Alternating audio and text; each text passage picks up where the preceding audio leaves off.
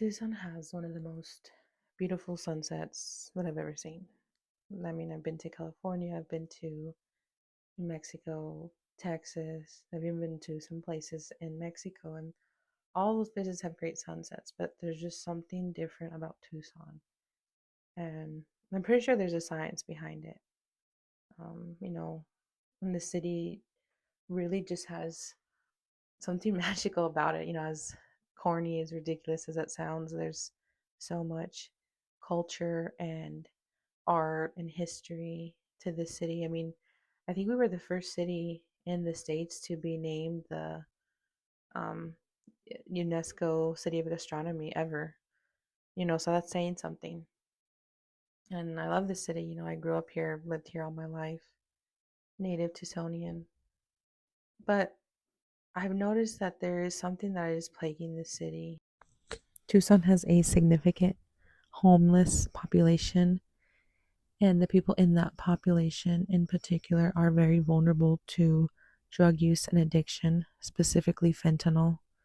With the increase of fentanyl users, there is also an increase in crime and negative effects to the city as a whole. What's happening with the fentanyl drug is that it first starts in China, where the chemicals come from, and then it gets manufactured in Mexico and later transported to the US. And with fentanyl, the drug tends to be a lot cheaper than other drugs such as methamphetamine, heroin, or cocaine, whereas there's reports to fentanyl with it being $1 to $3 per dose, and heroin or cocaine can be from anywhere from $20 to $30 a dose.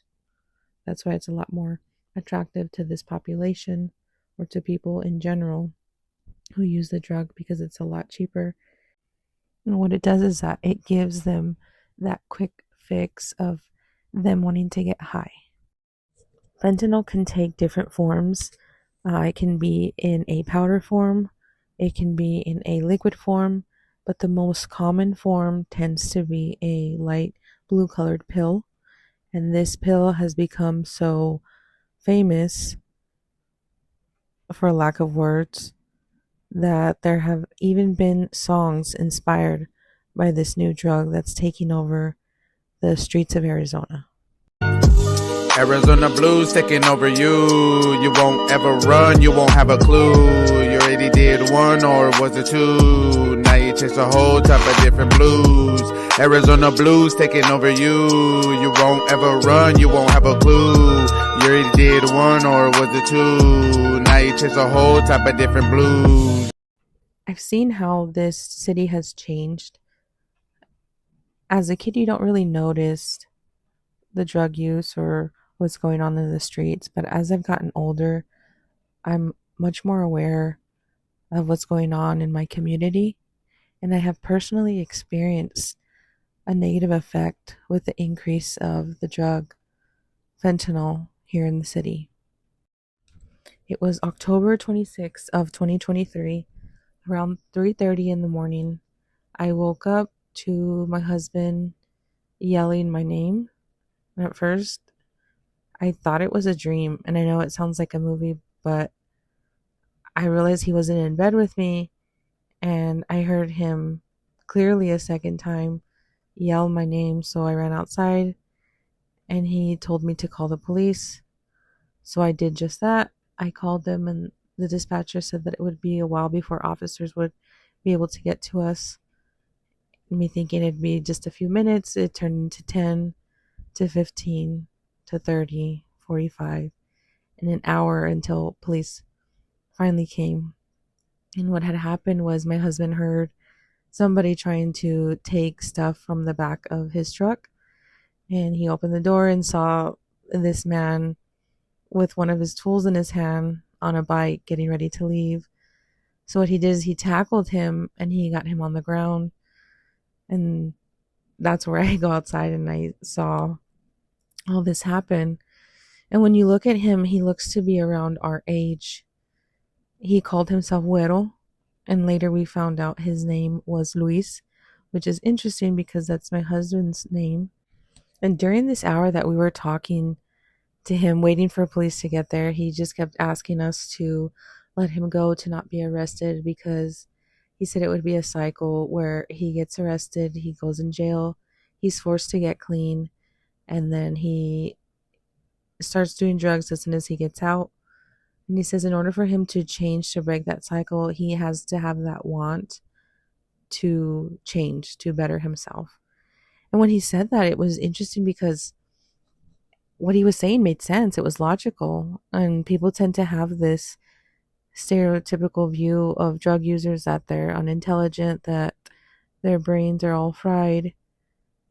And you almost kind of don't look at them like they're a person, or they're less than a person. But this experience sincerely changed my perspective, and it's as dramatic as this sounds, it's altered my life since it's happened. There was a part where we were talking to him, and my husband, asked him, why would he come to our house? Why couldn't he just knock the door like a man and ask him for some money or for a job? And it was kind of funny because then he says something that we weren't expecting. He says, "I'm sorry, do you think I can have an application?" And looking back, it was actually really funny that he said that. But in the moment, obviously, it wasn't. But I start to think about him, and he's just a person who probably wasn't dealt the best cards in his life. And he was somebody's dad, somebody's son, somebody's friend. And I think that's where we need to start looking at these people who are using drugs as victims of this new drug, fentanyl, instead of criminals.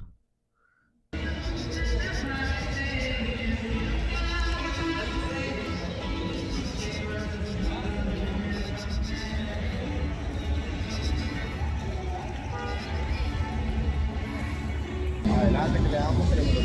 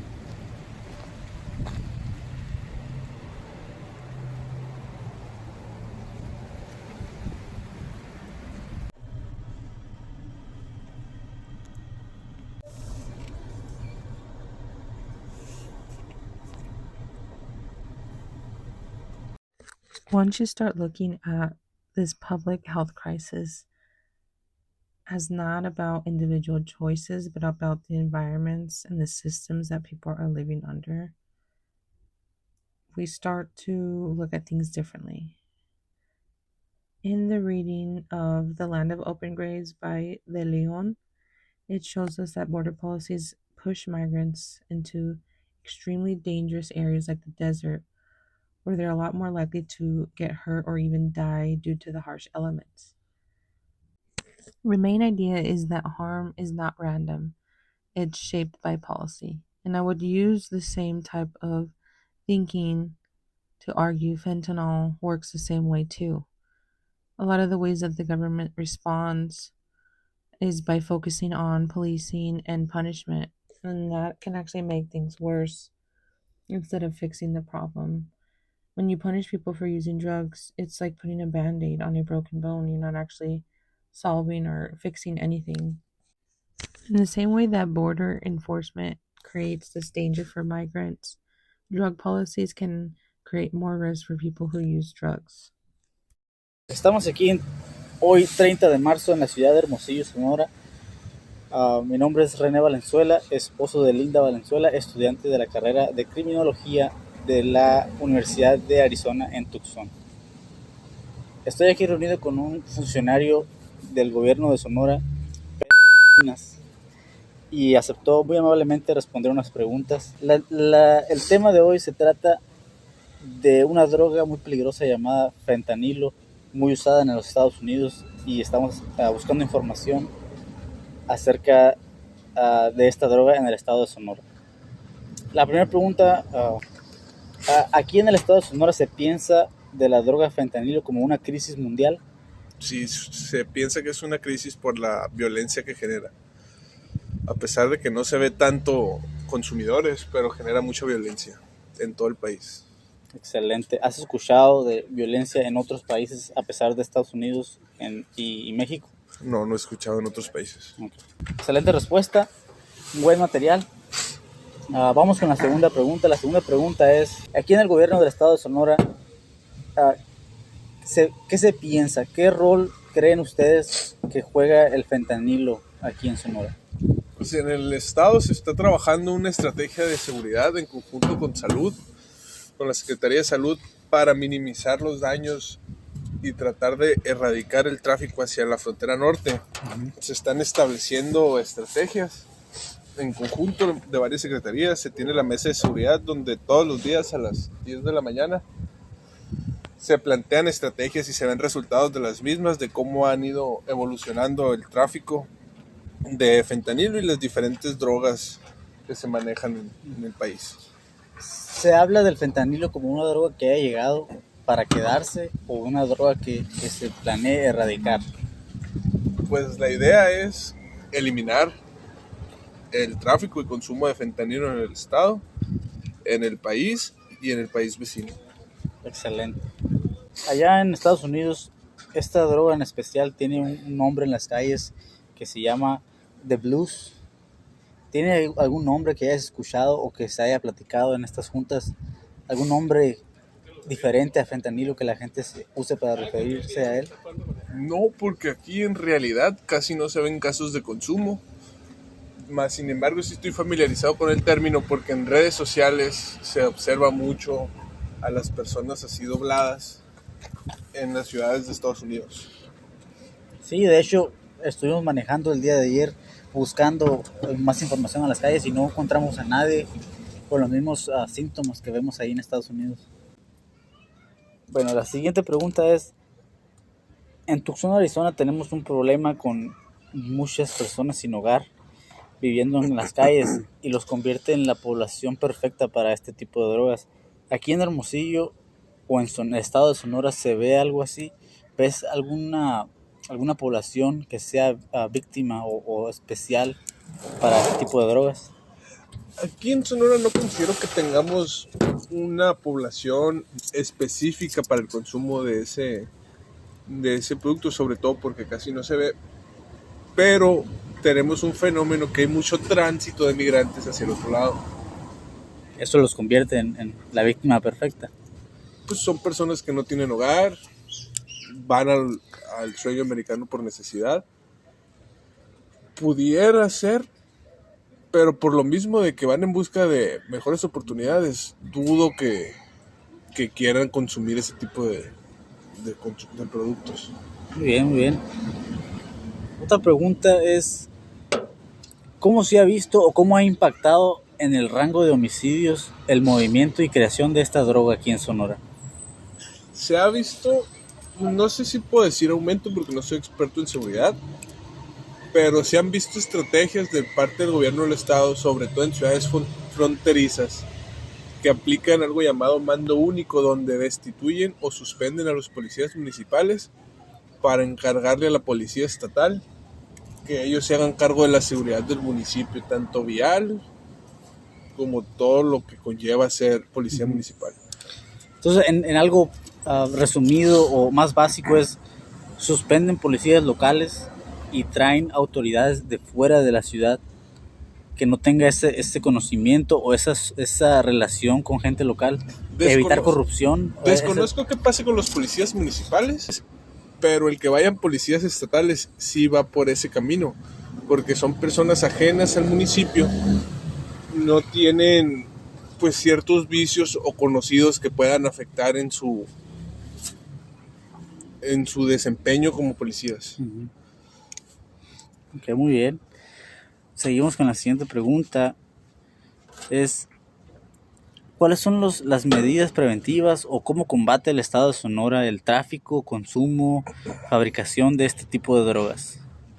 Pues, como te comento, la medida más fuerte es uno del mando único, pero también está una coordinación entre los 3 niveles de gobierno, que son policía municipal, estatal, policía federal, y junto con la policía federal está el ejército mexicano y la marina, que entre todos en conjunto combaten a la delincuencia organizada. Ok. Y si hay una unión en estos tres, ¿cómo dijiste? ¿Estos tres qué?